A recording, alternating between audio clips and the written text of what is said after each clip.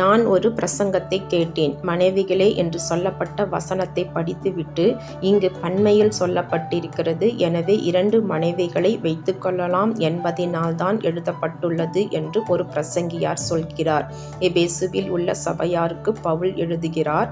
அந்த சபையில் உள்ள மனைவிகள், புருஷர்கள், பிள்ளைகள், எஜமான்கள், வேலைக்காரர்கள் அனைவருக்கும் அவர் எழுதுகிறார்.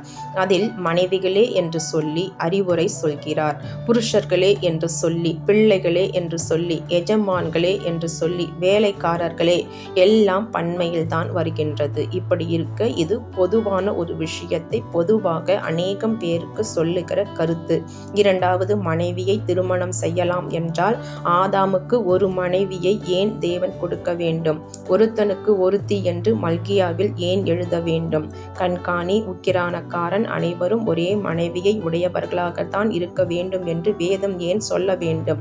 வேதத்தை படிக்காதவர்கள் என்றைக்குமே சரியான உபதேசத்தையோ சத்தியத்தையோ வாழ்க்கையையோ அவர்கள் சொல்லவோ வாழவோ மாட்டார்கள்.